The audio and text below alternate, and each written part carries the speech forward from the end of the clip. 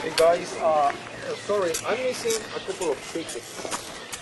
That means I'm missing 2 lunches. Do you, does any of you still have it? Oh, you got yours?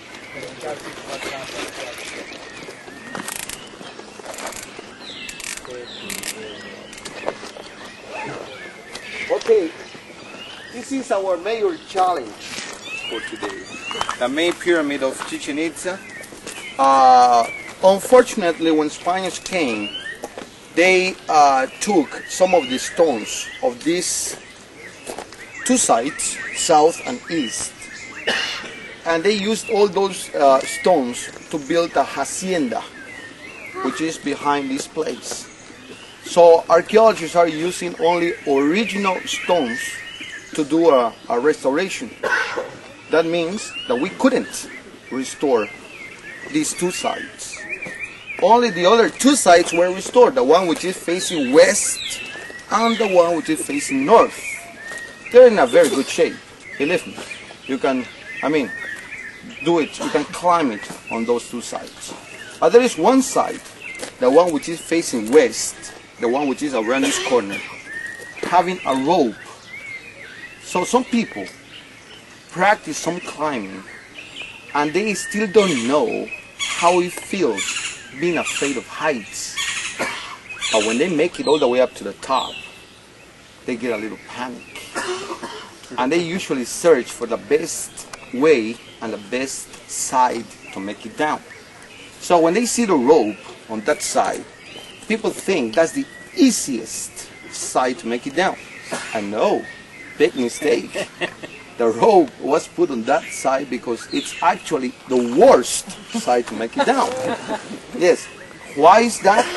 Because in the next 45 minutes, the sun is going to be coming down on this side. If it is cloudy, well, it's great. It's just perfect to do this visit, but also to do this climbing. But if the sun is out, the sun is going to start lighting everybody's faces up, and that's going to make it look like straight down, like no steps.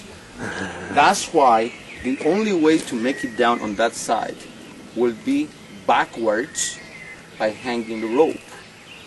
But if you are not familiar with climbing, I would recommend to do it sitting.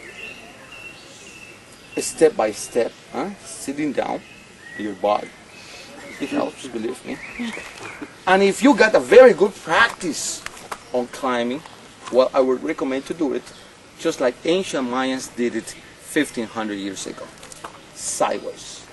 Because steps will be high and narrow. So Mayans always did it like this to get a movement of the snake, and also because they thought that Kukulkan, the feathered serpent god, was up there in the top. So they felt like they couldn't face that god at all. So anyways, no elevator, sorry, we don't have it. And if you have any type of claustrophobia, that's going to be a different story. Because there is one more pyramid like this one, but in the inside. Just imagine a pyramid that looks exactly like this one, but a little bit smaller and in the inside. You don't have to make it all the way up to the top to get into the inner pyramid. No. You only have to walk around that corner. There's going to be a tunnel. You walk in and you do some climbing in the inside. But that climbing is not connected with the outside one. If you go inside, you have to come back down in the inside, and you have to come back out in the same tunnel. That means that we got two independent pyramids. And that means that when Mayans built the outside pyramid, the one of the inside was not used anymore. Archaeologists got tired of looking for a tunnel connecting the two pyramids. We never found it. So that means that every 52 years, Mayans built new temples on top of the earlier ones. Why 52? I'll tell you in a minute. Because it is related to the calendar of the Mayans. So we gotta organize our group. I think that if we do our climbing right now, we're not gonna understand the meaning of all the detail that we're gonna find up there. I think we better see the most important temples. And after that hour and a half that we're gonna be exploring and walking, well, we'll give you time on your own, and then you'll be free to do your climbing. But also remember to do your own exploring. Because from up there, you are gonna see temples coming out from the jungle, temples that have been partially restored, and some temples which are not open to the public yet. Señores, something else. All the temples of Chichen Itza, all the ones that have been restored, are not open to the public. I mean, people cannot climb them up anymore to preserve the reconstruction. But this pyramid is still open. And it's going to be chained off next year, next April. So, amigos, you are here today. That means something. We got to make it all the way up. Are you ready? Vamos!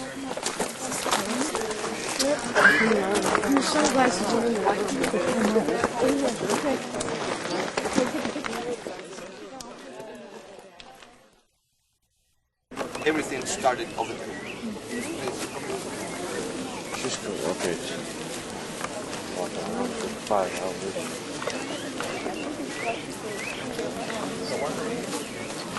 You got lights on the every night.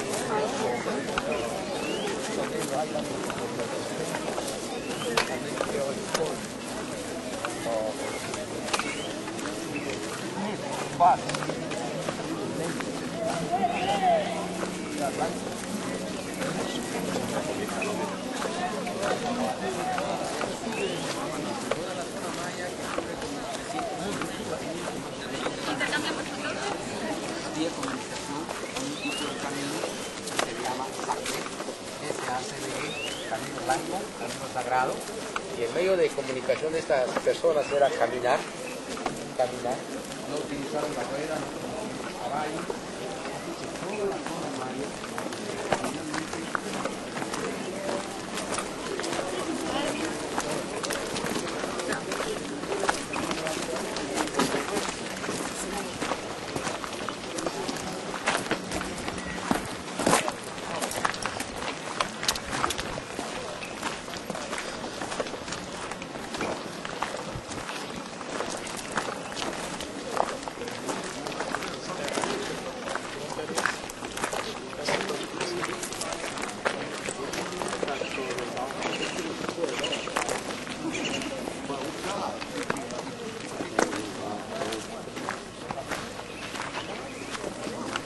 Most of them were up in the walls. But don't forget that only royalty was allowed to watch this. And you know, in all cultures in the world, most of the civilization is on the low-class people. The big crowd was outside. Señores, when the first archaeologists got here, they found they found 6 different sizes of bull cords in Chichen Itza. I'd like to introduce to you the largest one of Chichen Itza and the largest one of the entire Mesoamerica, which is over 200,000 square miles. That means that the games that were played over here must be compared to the Olympic Games. Only the best players were allowed to participate in here. And players were chosen since they were born, and they were trained since they were born. but they were selected from the smaller fields to represent Chichen Itza others. We know about this game because when Spaniards arrived at the central part of Mexico, were invited by Aztecs to watch some of the games, and they left a very good information about all this. So we certainly know that there was a couple of teams over here of 7 players each. 6 of them play on the field, because the captain of this team had to be on top of that platform. 6 more players on this other side, and their captain on top of the second platform. They had a hard and solid rubber ball about this big. They had to pass the ball to the captain because only the captains were honored to pass the ball through the ring to win the game. But they couldn't use hands and they couldn't use feet. They only could use shoulders, elbows, knees, legs, and mostly hips. If you are thinking that a game like this probably lasted 24 or 48 hours, big mistake. Archaeologists have calculated that a game like this probably lasted not longer than 20 minutes of our time. But this game was not by adding or subtracting. No, this was done only once, and that was it. What they're doing is acoustic. As you can notice, Mayans didn't need a microphone to speak to all the spectators. They had a perfect acoustic here. When there is not much people around, a couple of persons can carry on a conversation from that temple to that temple, speaking in a normal voice, and everything can be heard perfectly clear. And so this game was done only once. When a captain got to pass the ball through the ring, the game was over. And then they had to perform a ritual, a human sacrifice. At the very beginning, archaeologists believed that the losing captains were sacrificed after the games. But after 35 years of archaeological investigation, archaeologists do believe that the winning captains were the ones who were offered. And don't get surprised, because Mayans still worship death more than life. We all believe that this is just a period of transition and that real life starts after death. We had to argue a lot about the way the captains were sacrificed, but we don't have to argue anymore because archaeologists finally restored some walls, some carvings, and they are showing us how the captains were sacrificed. Will you please come this way?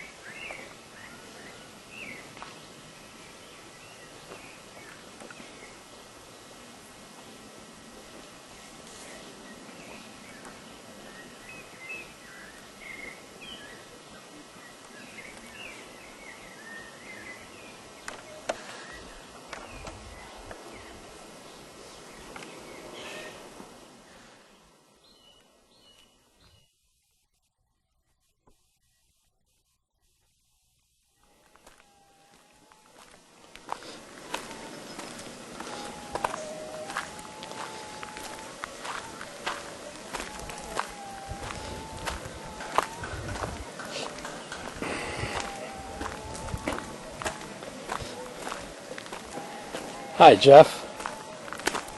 Hot out here? Yeah, kinda. Not bad in the shade, though, huh? Not really. It's a pretty impressive place, isn't it? Yeah, I guess.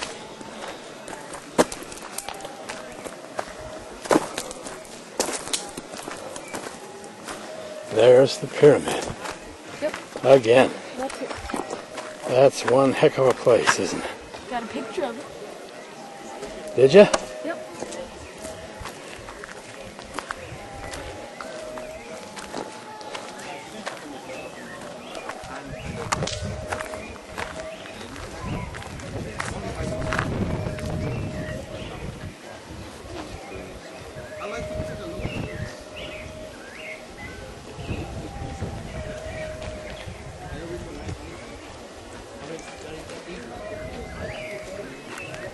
What are they? Eagles are in the mountains. But we have no mountains. This is total flat. So this is another Toltec influence. Look at this eagle with the scrolls of the speech. Look at the claw with a human heart. It's like eating the heart. And look at this jaguar. Beautiful jaguar. Another claw, another human heart. And look, from the mouth comes the scrolls of the speech. Mayans worship jaguar because it represents also the sun. But I don't want you to get confused. I mean, I already said that snake symbolizes the sun.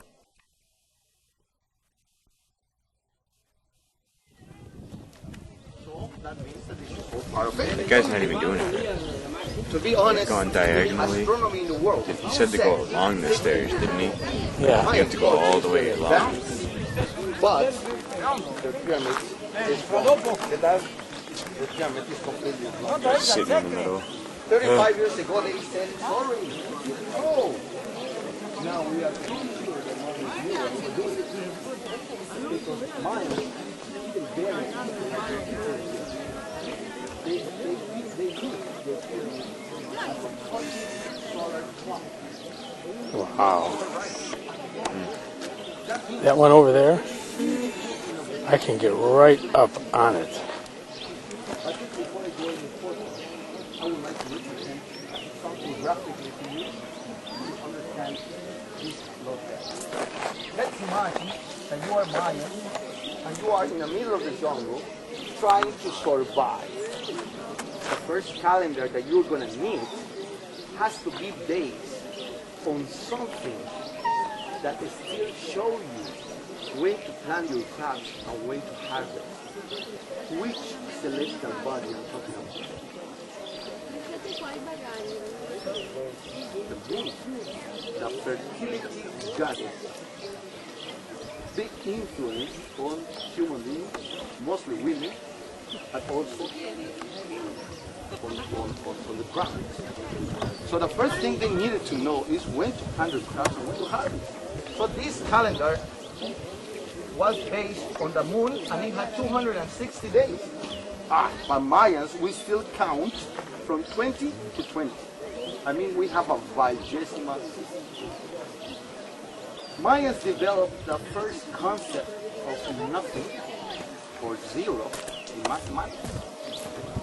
If our first number is 0 and we have only 20 numbers, what is our last number? 19. One dot is number 1, 2 dots number 2, 3 dots number 3, 4 dots number 4. That angle, we are off that angle, right?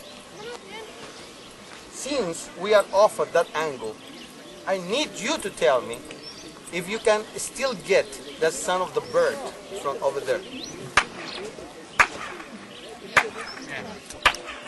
Get it? Michael, do you get it? Michael didn't get a thing. And I did it. Because we just left that angle.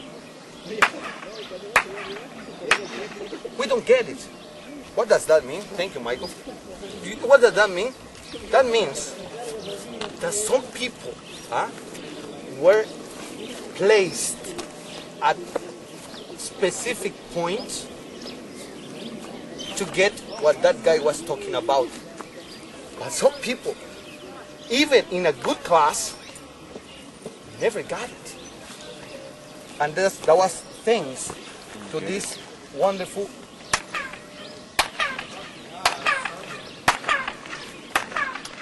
acoustic. But if you are thinking the Mayans needed only big pyramids to get that, that's a big mistake too. Because we get a very small path from here. Look, this is small. And if I send this drawing, this is Brandon. Project, an acoustic to me.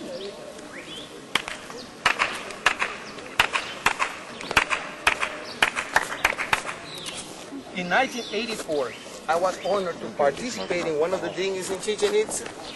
So we found all those cylindrical stones over there. To be honest, we didn't know what they were.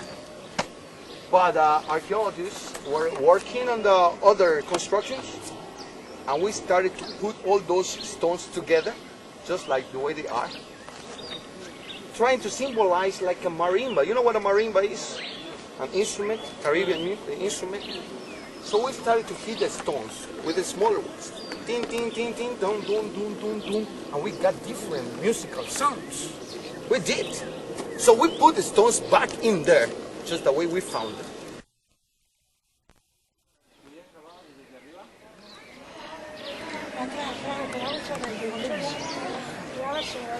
This is from the top of the pyramid. That's 91 steps up and about 800 down. Excuse me? Sure, go by.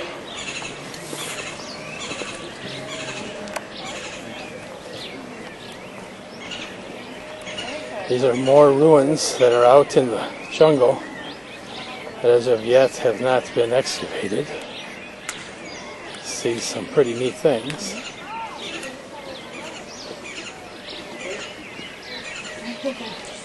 See everybody hanging on the wall. If you pass. There appears to be the biggest one. I'll work my way around here.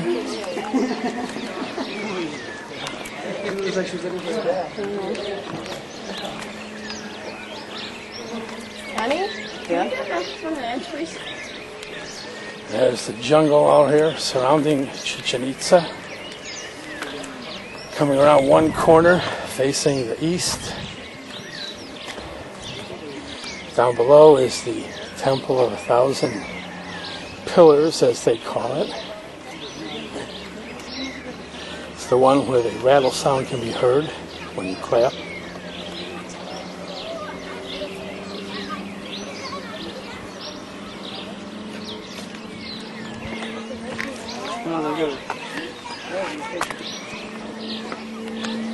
I want to go through there too, huh? Oh, wow. You can go climb on that one, honey. Yeah. No, you can't. There's nobody else up there. I don't think up there. Even though I'd like to.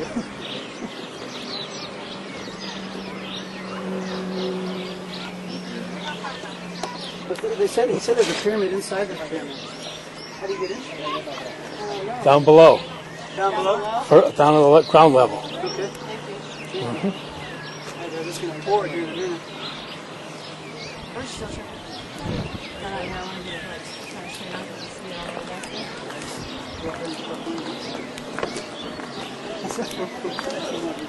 Come on. I want to take a picture. Olha que coisa linda, Vi. Tira uma foto daqui de cima. And here we are back to the front.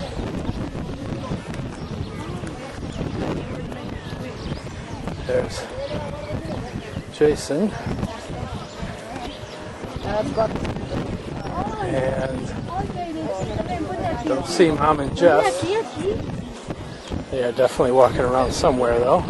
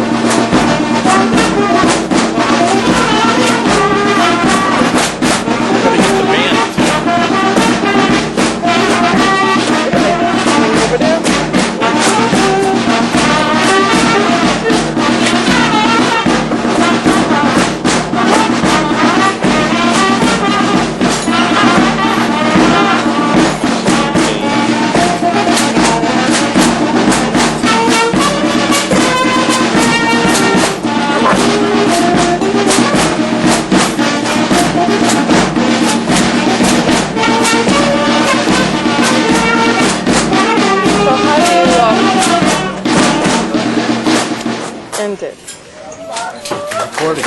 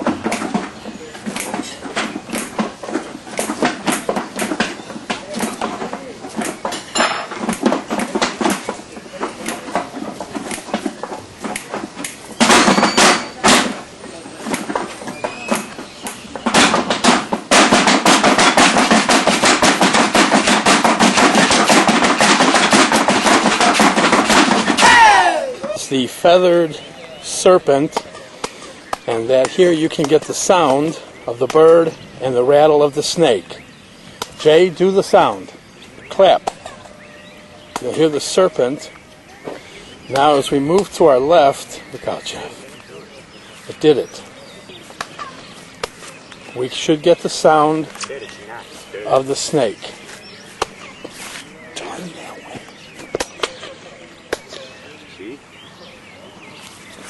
We should hear the rattle. Go ahead, Jay. I heard it.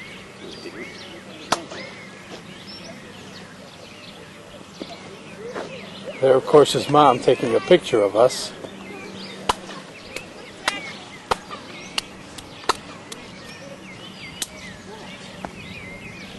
And there's Jen way over there. You did.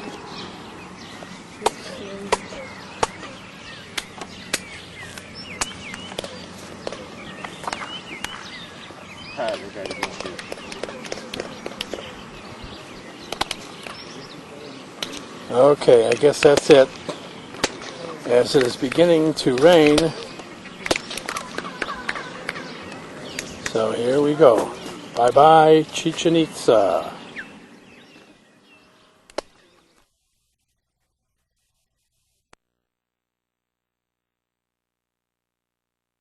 Okay, here we are at the newer hotel we're at. We moved over to the Moon Palace, and actually there's an even newer section of the Moon Palace they call the Sunrise Palace, and that is where they have put us. It is technically still called the Moon Palace, but this new section is called the Sunrise Palace. I'm not sure exactly how long it's been open, After asking a couple of different workers here, one said 5 weeks, one said 5 months. I'm not quite sure if either of them knew exactly what they were talking about, but this is where we're at. It's a very beautiful hotel with lots of amenities, brand new, at most less than 6 months old. There's a shuttle that takes us between the two hotels, and coming up near the front door as we speak.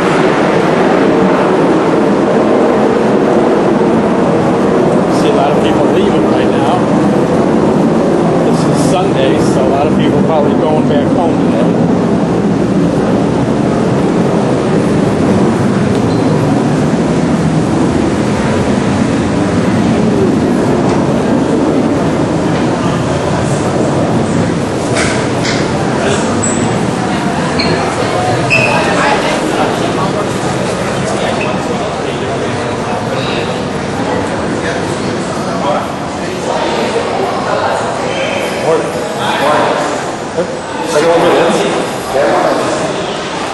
Here is the lobby of Sunrise Palace.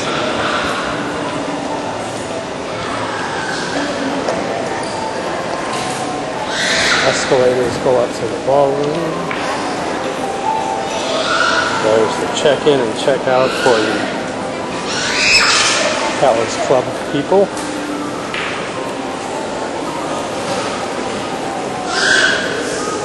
Here are the pool tables that Jay likes to spend a lot of his time at.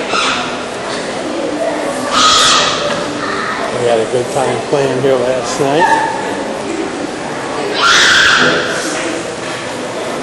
And now I'm going to wake my way out poolside, try to find the family.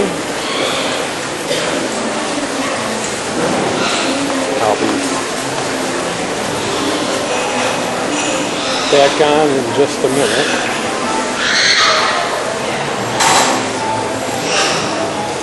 Here's the Mexican restaurant.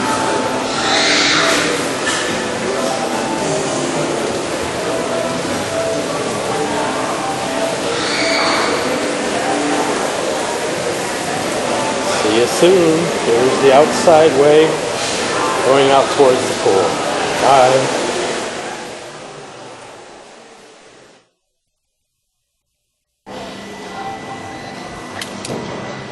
Here's the pool area. I gotta tell you, this is one of the largest pools I have ever seen. This pool extends, it seems to be almost 3 blocks in length or so. Just an incredibly sized pool. Certainly a lot of fun to be in and to enjoy. Out beyond there you can see the ocean with the boats and stuff in it. The million chairs for Mom to lay in and get some sun. And so I'm going to go look for them now. See ya.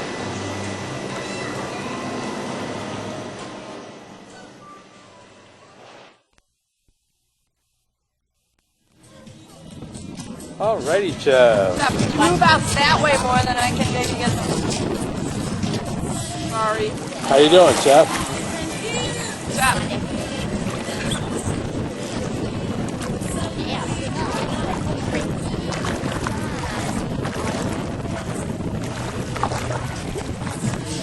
There's the pool bar way over there. Sitting on top. There's a pelican.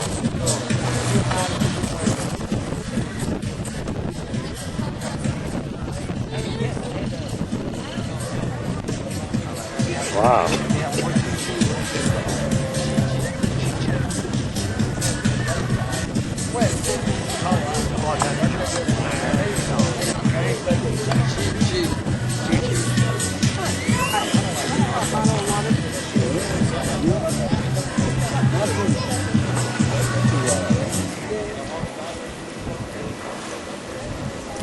again, here's the pool. And again, there's the Budster. This is our last day in Cancun, right, Mommy? Last day in Cancun, eh, Jen? Hey, Jen? Last day in Cancun, Jen? Hey, Jenny? Last day in Cancun. Very good. Okay. How many days have we been here, Jen? 1,000. Alrighty then. Look at these nice sunburned lights. Okay. There's Dark Mama. Jamaican Mama. And there's the Budster again in the pool where he's been for 7 days. And as you see, there's where we get the towels from. Ooh, isn't that exciting? And then you notice here with all the chairs in the water, kind of cool, I guess. Nice little drop off here.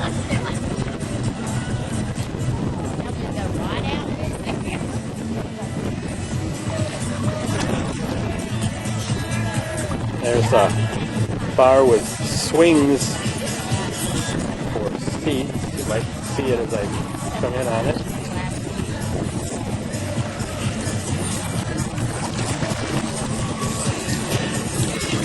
This, of course, is the Moon Palace. As we pan around, there's that other pool bar. And then there's the back of the Sunrise Moon Palace. There's the main lobby area.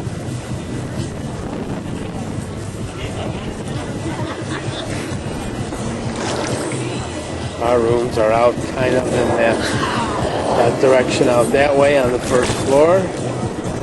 3325 and 3342. There we are back to the pool bar again. And you might be able to see out in the distance out there is the Caribbean Sea. Do you see the sea? Way out there.